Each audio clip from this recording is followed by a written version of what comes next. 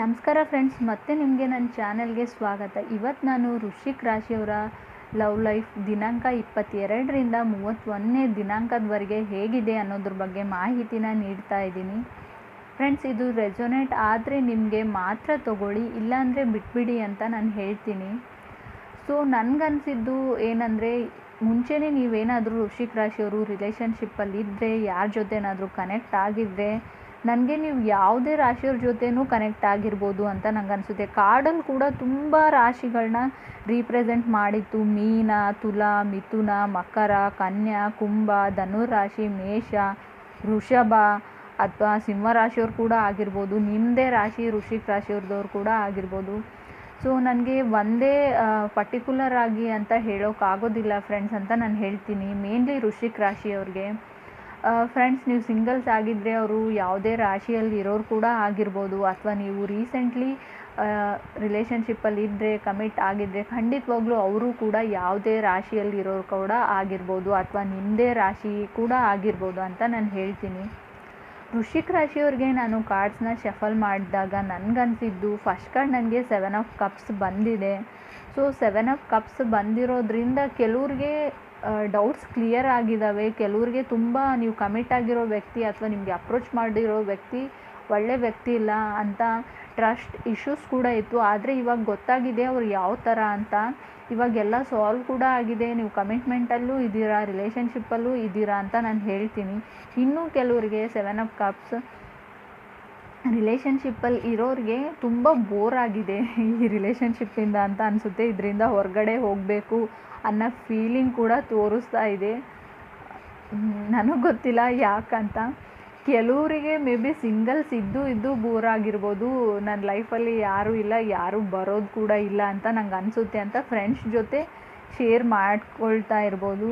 Meaningless ಮಾತನ್ನ ತುಂಬ ಜಾಸ್ತಿ ಆಡ್ತೀರ ನೀವು ವೃಶ್ಚಿಕ ರಾಶಿಯವರು ಅಂತ ಅನಿಸುತ್ತೆ. ಮೇ ಬಿ ನೀವು ಕನೆಕ್ಟ್ ಆಗಿರೋ ವ್ಯಕ್ತಿ ಕೂಡ ಆ ಥರ ಇರ್ಬೋದು.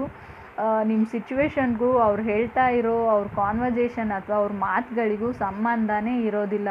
ಎಲ್ಲೋ ಇರೋ ವಿಷಯನ ಎಲ್ಲಿಗೋ ಹೋಗಿ ಕನೆಕ್ಟ್ ಮಾಡ್ತಾರೆ ಅನ್ನೋ ಫೀಲಿಂಗ್ ಇದೆ. ಮೇ ಬಿ ಇದು ರಾಂಗ್ ಕೂಡ ಇರ್ಬೋದು ಫ್ರೆಂಡ್ಸ್, ನನಗೆ ಅನಿಸಿತ್ತು.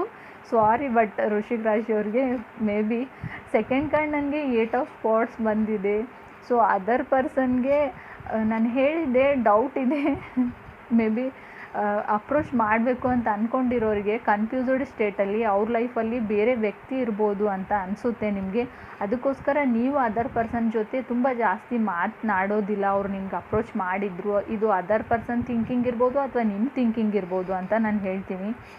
ಮೇ ಬಿ ಇದು ಅದರ್ ಪರ್ಸನ್ ಥಿಂಕಿಂಗ್ ಇರ್ಬೋದು ವೃಶ್ಚಿಕ ರಾಶಿಯವ್ರ ಮೇಲೆ.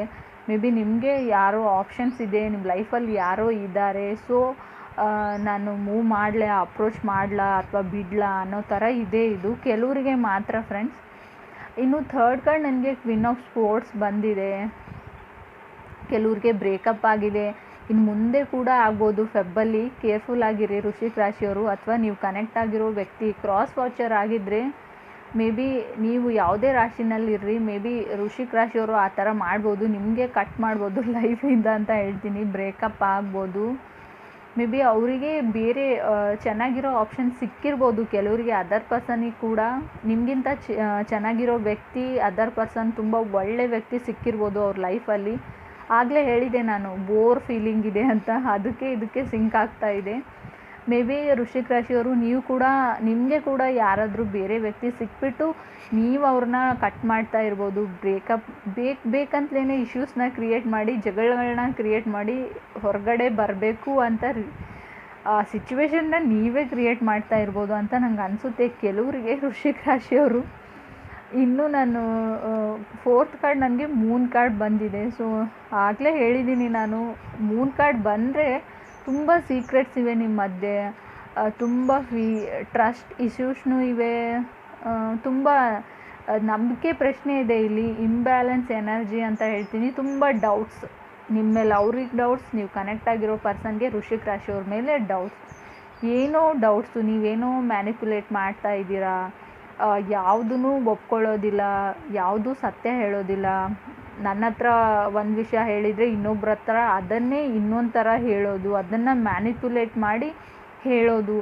ಆ ಥರ ಎಲ್ಲ ನನಗೆ ಎನರ್ಜಿ ಕಾಣಿಸ್ತಾ ಇದೆ. ಮೇ ಬಿ ವೃಶ್ಚಿಕ ರಾಶಿಯವರು ನೀವು ಈ ಥರ ಇರ್ಬೋದು, ಅಥವಾ ನೀವು ಕನೆಕ್ಟ್ ಆಗಿರೋ ಪರ್ಸನ್ ಕೂಡ ಈ ಥರ ಇರ್ಬೋದು.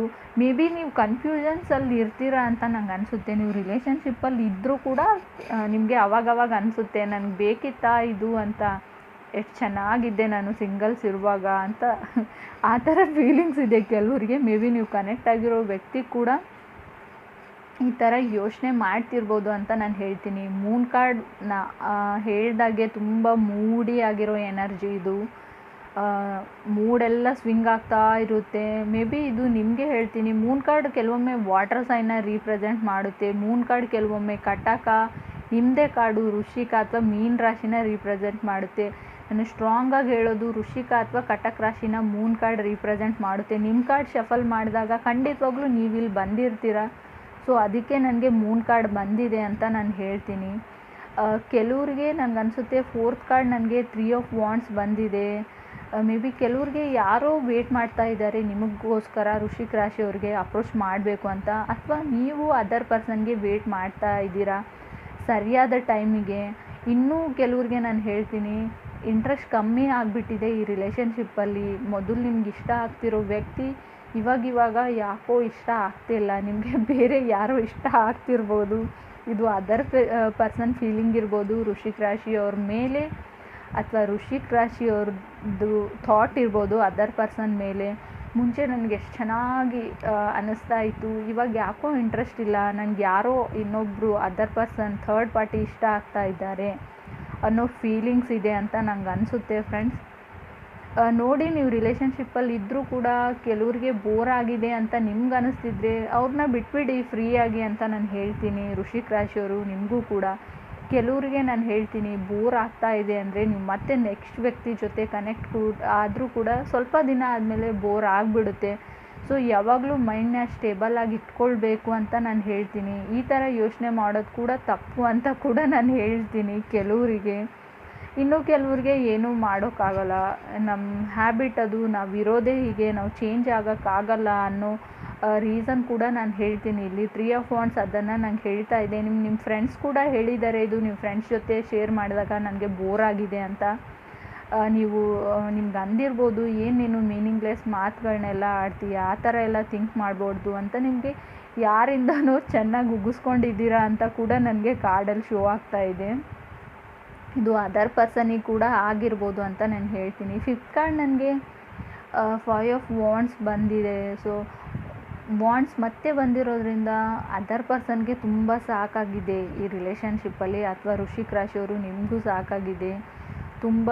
ಮೇ ಬಿ ಕೆಲವ್ರಿಗೆ ನಾನು ಹೇಳ್ತೀನಿ, ಕೆಲವರು ಯಾವುದೋ ಒಂದು ವಿಷಯಕ್ಕೆ ನಿಮ್ಮ ಜೊತೆ ರಾಂಗಾಗಿ ನಡ್ಕೊಂಡು ಬ್ರೇಕಪ್ ಆಗಿತ್ತು ಅವರಿಗೆ, ಮತ್ತು ಅವ್ರು ನಿಮ್ಮ ಲೈಫಲ್ಲಿ ವಾಪಸ್ ಬಂದು ಅವರು ಕನ್ಫೆಸ್ ಆಗಿದ್ದಾರೆ, ನಾನು ಮಾಡಿದ್ದು ತಪ್ಪು, ನನಗಿನ್ನೂ ಗಿಲ್ಟ್ ಕಾಡ್ತಾ ಇದೆ, ನಾನು ಆ ಥರ ಹೇಳಬಾರ್ದಿತ್ತು, ಆ ಥರ ಮಾಡಬಾರ್ದಿತ್ತು.